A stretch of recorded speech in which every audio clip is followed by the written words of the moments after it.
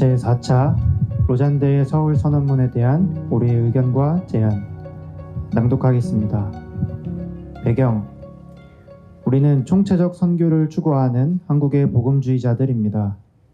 우리가 로잔 운동에 대해서 처음 들은 것은 20대 청년 시절입니다. 당시 한국 사회는 군사 독재의 그늘에서 벗어나 민주주의 사회로 가던 혼란기였습니다. 복음의 사회적 책임을 제시한 제1차 로잔 대의 로잔 언약과 이후의 보고서와 간행물들은 청년이었던 우리에게 큰 격려가 되었습니다. 1990년대 들어 한국 교회는 본격적으로 타문화권 선교사를 보내는 해외 선교 운동을 시작했고, 1989년 마닐라에서 열렸던 제2차 로잔 대회와 마닐라 선언이 큰 영감이 되었습니다. 아울러 2010년 제3차 로잔 대회가 정리한 케이프타운 서약과 지난 30년간 발행된 로잔 주제 보고서들은 복음과 선교의 총체성에 대한 이해를 제공하여 세계와 한국 교회에 지속적인 자양분을 주었습니다. 제4차 로잔 대회가 우리나라에서 열린다는 소식은 기대와 염려를 동시에 일으켰습니다. 우선 한국 교회가 로잔 대회를 개최하며 온전한 복음과 선교에 대한 이해로 새롭게 되기를 기대했습니다. 한편 이 대회를 섬기게 된 대형 교회들의 감사한 헌신에도 불구하고 일부 교회에서는 복음의 사회적 함의를 기독교 패권주의로 해석하거나 부정적으로만 바라보는 시각들도 있었기에 총체성을 지향해온 로잔 운동의 정신이 퇴색할 수 있다는 우려도 있었습니다. 이에 2023년 초부터 비슷한 문제의식을 공유하는 이들이 모여서 로잔 대회가 긍정적인 영향력을 끼칠 수 있도록 함께 학습과 토론을 시작했습니다. 2023년 하반기부터는 이 논의를 한국 내 그리스도인 리더들의 모임으로 확장하면서 총체적 선교를 추구하는 한국의 복음주의자들 그룹이 형성되었습니다. 또 2023년 말부터 4차 대회 방향성에 대해서 로잔 운동 본부와 다양한 모습으로 소통하고자 노력했습니다. 지금까지 로잔 본부와 소통하며 제출했던 질의서와 입장문은 다음 링크에서 보실 수 있습니다. 이런 의견 제시에도 불구하고 2024년 9월 23일 로잔 대회 첫날 서울 선언문이 공개되었을 때 우리들의 우려가 현실이 되는 것을 확인했습니다.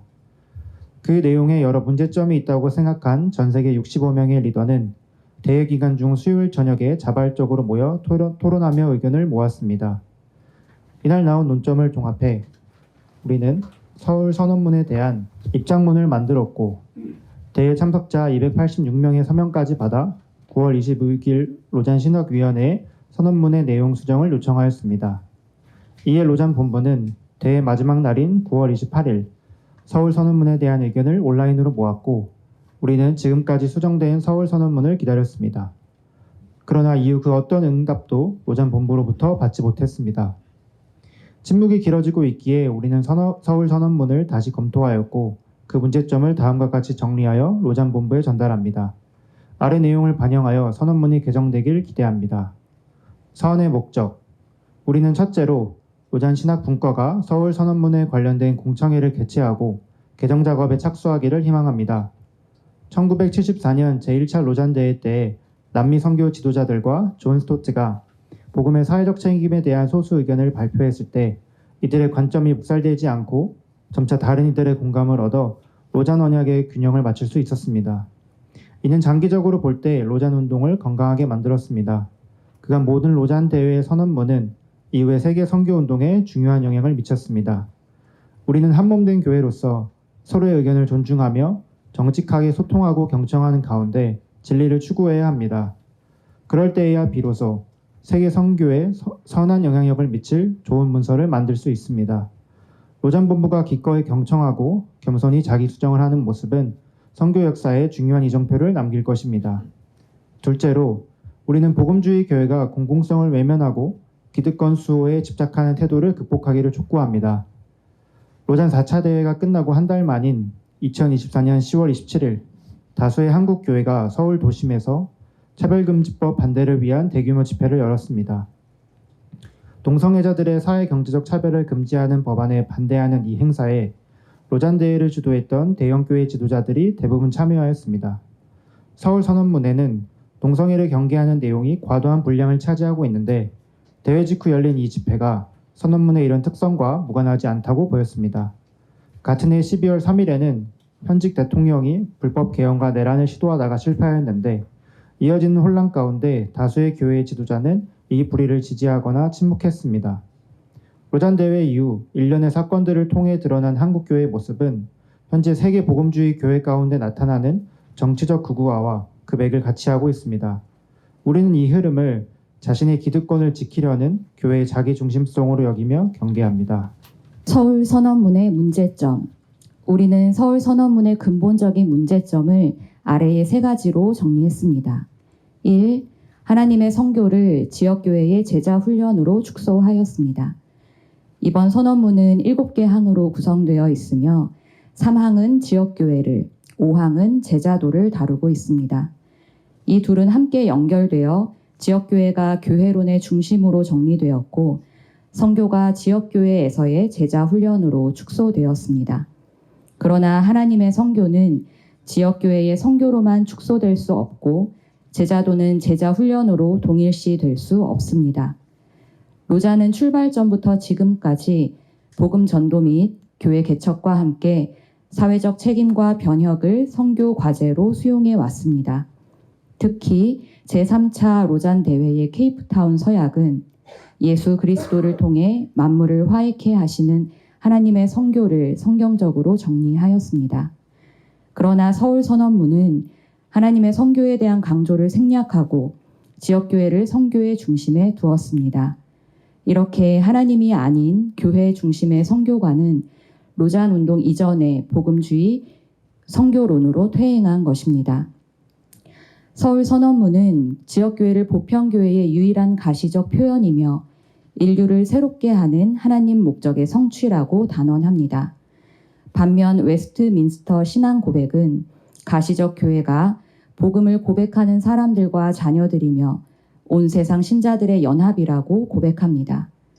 로잔은 그동안 교회와 선교단체의 동반자 관계를 특별히 강조해 왔습니다. 하지만 서울 선언문은 선교기관들을 지역교회 밖의 사역자로 칭하며 이들이 지역교회의 사역을 반영해야 하며 지역교회에 초점을 맞추고 연결을 유지하는 것이 중요하다고 선언합니다. 이는 지역교회만 하나님의 교회라는 왜곡된 이해를 가져올 수 있습니다. 이런 관점은 선교단체들도 교회의 또 다른 축임을 간과하는 것입니다. 5항의 핵심 주제는 제자도입니다. 제자도가 현대 선교에서 필요한 것은 사실이지만 이 제자도를 지역교회의 제자훈련으로 환원하는 것은 제자도의 본질을 흐립니다. 예수께서는 이스라엘의 삶의 상황 속에서 약하고 가난하고 병든 사람들을 돕고 악과 싸우며 복음을 증거하는 제자들과 동행하며 제자도를 보여주셨습니다. 제자도는 당시의 종교 제도였던 유대교 회당이나 성전이 아니라 삶의 현장에서 이루어졌습니다. 만약 선교가 지역교회의 제자훈련으로 축소될 경우 성도들의 삶은 세상 속에서 펼쳐지는 선교로 연결되지 못하고 제도적 교회를 중심으로 한 종교 생활로 전락할 것이 우려됩니다. 이는 한국교회가 그동안 저지른 과오이기도 합니다. 성도들의 재정과 시간 대부분이 교회를 세우고 유지하며 교회 안의 다양한 제자훈련을 위해서 사용되었습니다. 그리고 이제 한국교회의 성도들은 정치적, 사회적 변화를 복음적으로 해석하는데 한계를 보이고 있으며 개신교는 사회적으로는 가장 신뢰받지 못하는 종교로 전락했습니다. 예수 그리스도를 따르는 제자도는 교회 안에서만이 아니라 사회 속 이웃과 함께하는 구체적 실천의 장에서 자라납니다. 서울 선언문이 지역교회와 제자훈련 중심으로 선교를 축소시킨 동기는 3항 교회론 서문에서 엿볼 수 있습니다. 바른 교회론이 부족할 경우 비정상적인 형태의 교회의 길을 열어주고 신자들 가운데 환멸이 커져서 제도적 교회와 거리를 두게 되는 것에 대한 염려입니다. 그러나 성도들이 이단에 빠지거나 제도적 교회를 떠나는 것은 교회론에 대한 이해 부족이나 훈련 프로그램의 결여 때문이 아닙니다. 다양한 통계 자료들은 교회의 건강치 않은 거버넌스, 리더십 스캔들, 권위적이고 비민주적인 문화, 성도들의 삶과 사회 경험을 설명하지 못하는 신앙의 공공성 결여가 그 이유임을 보여주고 있습니다. 이단의 성장과 교인 감소 현상의 근본 원인을 간과하고 교회론을 강조하여 교회로 사람들을 다시 모으는 제자 훈련으로 문제가 해결된다고 믿으면 오산입니다. 서울 선언문의 관점이 한국교회의 과오를 세계교회가 반복하게 만드는 결과로 이어지지 않기를 바랍니다. 2. 동성애자들에 관한 서술은 자신을 지키려는 방어적 태도를 드러냅니다. 서울 선언문의 7주제 중 4. 인간, 6. 열방의 가족, 7. 기술, 세 부분은 세상의 상황을 다루고 나머지 4개 주제는 복음, 성경, 교회, 제자도로 복음과 교회를 다루고 있습니다. 이번 서울대회는 코로나 팬데믹이라는 전대미문의 환경적 재난, 국가 패권주의의 등장과 전쟁, 가속화되고 있는 정치 경제적 양극화라는 다양한 세계적 변화 가운데 진행되었습니다. 아쉽게도 서울 선언문은 이런 중요한 세상의 변화와 혼란에 대한 대응보다 기독교적 정체성을 재정립하는 데 더 큰 비중을 두고 있습니다. 이는 현재의 로잔 운동이 세상을 변혁하려는 선교적 지향보다는 자신을 지키려는 방어적 태도를 견지하고 있다는 방증입니다. 이 흐름은 4. 인간의 주제를 다룰 때 더 분명해집니다. 인간됨과 성은 신학적으로나 인문학적으로 복잡하고 방대한 주제입니다. 그러나 이번 서울 선언문은 이 주제를 성 정체성에 한정해서 다뤘고 동성 성관계와 동성 혼이 왜 죄인가를 규정하였습니다. 결과적으로 교회와 동성애자들 간에 선을 긋게 되었고 죄인들과 우정을 나눴던 예수 그리스도의 선교적인 모습을 찾기 어렵게 만들었습니다. 동성애자들을 사랑하고 그들과 생명의 복음을 나누기 원한다면 동성애자를 비롯한 성소수자들에 대한 이해, 사회와 교회 안에서의 차별과 편견으로 인한 역사적 고통에 대한 공감, 이를 간과했던 교회의 회개를 먼저 성찰했어야 합니다. 이런 언급이 결여된 선언문의 유감을 표명합니다. 예수 그리스도의 선교는 성육신으로 시작해 세상 속에서 갈릴리 청년들과 나눈 우정으로 이어졌습니다. 사역은 삶의 자리에서 출발해야 합니다. 서울 선언문이 온전한 신앙을 증거하지 못하고 교회를 세상과 분리하고 복음을 종교로 전락시키는 영향을 끼칠 것을 우려합니다. 3. 서울 선언문 작성 과정은 로잔 운동의 제도화된 태도를 드러냅니다. 이번 대회에 과도했던 등록비는 우리를 포함한 많은 이들이 지적한 바가 있습니다. 한국교회가 대회 운영 경비 대부분을 부담하는데도 불구하고 등록비가 $2,000로 책정되는 것은 납득하기 어려웠습니다. 이후에 탄력적으로 적용되긴 했지만 여전히 높게 책정된 등록비로 인해서 다수 세계의 많은 이들이 대회 참석을 포기했습니다. 그 결과로 북미에서 뒤늦게 더 많은 이들이 등록하게 되었고 이들이 전체 참석자 중 20%가량을 차지하며 북미 지역이 과잉대표되고 로잔의 다양성과 세계성은 약화했습니다. 이 과정을 지켜본 우리는 로잔이 제도화, 관료화되고 있다고 느꼈고 조직의 운영과 확장을 위해서 수익을 남기려 했다고 해석할 수밖에 없었습니다. 로잔이 글로벌 선교 운동으로서의 정체성보다 로잔 조직 자체의 운영을 더 중요하게 여긴 행보에 유감을 표명합니다. 서울 선언문 작성과 발표 과정에서도 우리는 유사한 문제를 봅니다. 서울 선언문은 로잔 대회 첫날 저녁 이메일을 통해서 일방적으로 전달되었습니다. 대회 중 어느 순서에서도 이에 대한 논의는커녕 발표 자체가 없었습니다. 선언문에 대한 논의는 과거 로잔 대회에서 중요한 위치를 차지했지만 이번 대회는 대중연설과 전략 제시와 로잔의 브랜딩으로 채워졌습니다. 대회 기간 중 선언문의 문제의식을 느낀 참석자들 286명의 서명을 받아 선언문의 내용과 과정에 대한 의문을 제기하는 공식 서한을 보냈지만 이에 대한 어떤 공식적 답변도 없었고 지금까지 선언문은 수정되지 않고 있습니다. 과거 로잔은 선교의 본질에 대한 성찰과 상상력을 담은 선언문들을 발표했고 이는 다양한 상황 속에 있는 수많은 공동체가 선교적 시도를 하고 성장하게 하는 선교적 DNA가 되었습니다.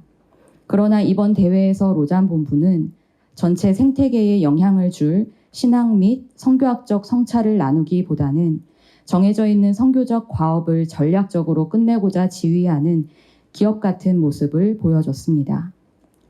우리 한국 복음주의자들 중 몇 명은 한반도 평화와 화해에 관한 컨설테이션이라는 프리 로잔 행사를 준비하고 진행하였습니다. 한국 전쟁이 끝난 지 72년이 지났지만 여전히 분단과 갈등이 지속되는 한반도에서 열리는 로잔 대회에서 이 주제를 다루는 것은 꼭 필요하다고 생각했습니다. 아울러 이스라엘, 팔레스타인, 우크라이나, 러시아의 전쟁을 비롯한 전 세계적인 갈등과 전쟁 가운데 이런 모임은 시의적절했습니다. 그런데 이 중요한 모임에 대해 미리 참석자들에게 알리는 일은 아주 어려웠습니다. 로잔 국제본부에 거듭 요청했음에도 전체 참석자들에게 메일로 공지해주는 일은 없었습니다. 또한 로잔 대회 기간 중에 본부가 정한 GAP 그룹 외에 다른 비공식적이고 자발적인 모임을 할 수 있는 공간은 제공되지 않았습니다. 로잔 대회는 다양한 이슈 그룹들과 뿔뿔이 모임들이 생겨나기에 좋은 광장입니다. 그럼에도 로잔 본부는 자신들이 대회 기간 중 공식적으로 조직한 그룹 모임 외에는 자발적 모임을 격려하거나 돕는 데 소극적이었습니다. 하나님 백성의 선교는 예수 그리스도의 부활, 성령의 강림, 초대교회의 시작을 계기로 과거 이스라엘의 구심적 선교에서 흩어진 디아스포라들을 통한 원심적 선교로 변했습니다. 또 현대의 선교는 특정한 나라나 민족이 주도하는 것이 아니라 다양한 지역과 사람들과 공동체들이 자발적으로 선교를 실천하는 다중심적 선교로 변화되고 있습니다. 로잔 운동은 과거의 최소한의 조직만 유지하면서 현장에 있는 사람들의 자발적 모임을 장려하고 그들의 경험을 듣고 성찰하고 정리하고 소통함으로 선교의 새로운 상상력으로 세계 선교에 공헌하였습니다. 그러나 이번 선언문 발표와 소통 과정 가운데 드러난 로잔 운동은 구심적이었던 이스라엘 백성의 모습으로 회귀하고 있으며 하나님의 살아있는 선교를 인위적인 제도 안에 담으려는 모습이었습니다. 우리의 제안. 우리는 이상의 문제들을 생각하며 로잔 본부에 다음과 같은 제안을 합니다. 1. 이번 서한을 로잔 운동과 복음주의권의 리더들에게 공개하고 선언문에 관한 공청회 개최를 요청합니다. 우리뿐 아니라 다양한 그룹들을 초청하여 함께 토론할 수 있기를 희망합니다. 2. 이번 서울 선언문의 내용에 신학분과의 모든 구성원들의 의견이 반영되고 동의가 있었는지 묻습니다. 선언문 작성 과정을 투명하게 공개해 주시고 신학분과의 모든 사람들의 동의가 있었는지를 확인하여 답해 줄 것을 요청합니다. 3. 서울 선언문의 전면 개정을 요청합니다. 풀뿌리 그룹들로부터 나온 의견을 경청하고 제고함으로써 로잔의 선언문을 시대적 성경적 요구에 맞게 개정하는 일은 이 시대의 선교적 방향을 제시하는 의미도 있겠지만 로잔의 교회적 권위도 높여줄 것이라고 우리는 믿습니다. 네, 감사합니다.